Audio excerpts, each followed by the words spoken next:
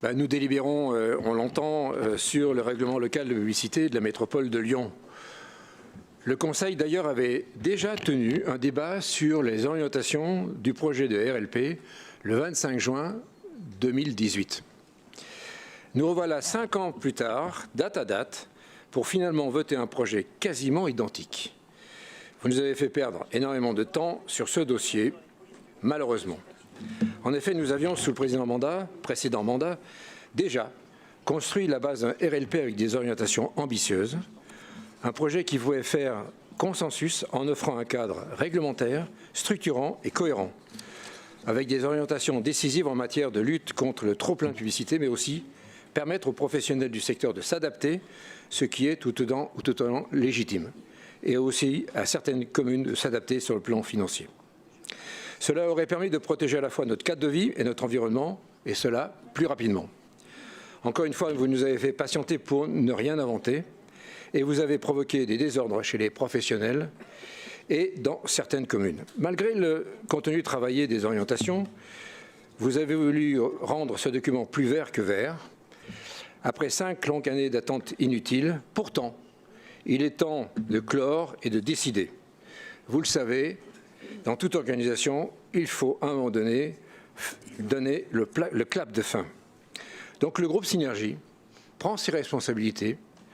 Élus et citoyens votera en cohérence à ce qu'il avait toujours dit et fait pour ce RLP, mais avec des réserves que nous développons plus loin. Nous tenons d'ailleurs à souligner le travail de collaboration qui a pu être engagé et fait entre Monsieur le vice-président et les maires et les communes. Ça n'a jamais été un long fleuve tranquille, et ça le sera rarement, mais en tout cas, on a pu travailler ensemble et ajuster un certain nombre de mesures. Certaines remarques ou demandes se retrouvent par ailleurs dans ce projet. Ce RLP sera un outil précieux pour la protection de l'identité des communes et des territoires.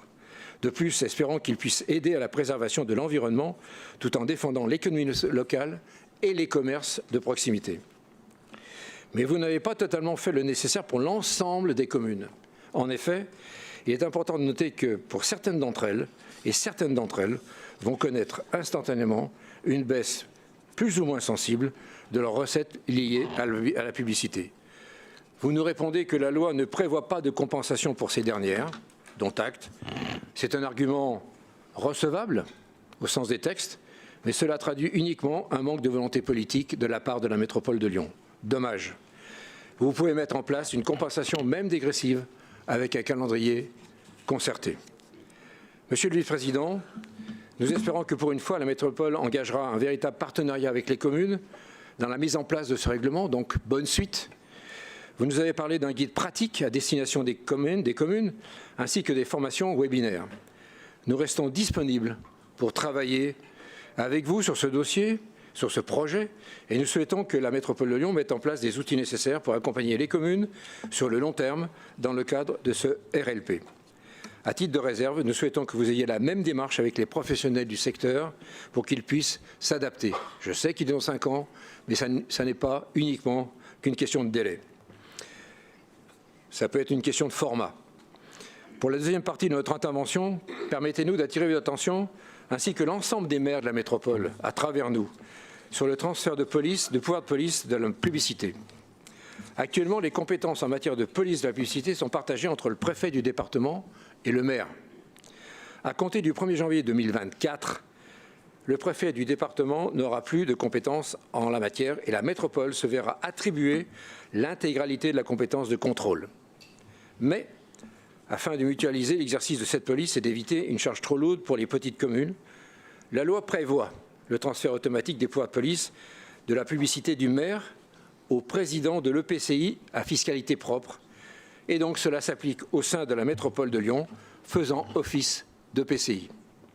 Dans ce cadre réglementaire, qu'il serait important de creuser, l'article L5211-9-2 du CGCT permet aux maires qui le souhaitent de garder cette compétence et d'exercer eux-mêmes le pouvoir de police.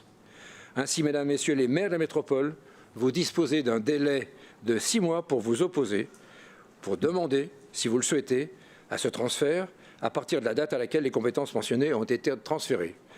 Pardon pour toutes ces phrases. un peu réglementaire. Ça veut dire simplement que pour la métropole de Lyon, le règlement local de publicité devrait être exécutoire le 4 juillet 2024 et on a un délai de 6 mois pour donner au maire la possibilité de garder le pouvoir de police. Et nous le souhaitons vivement.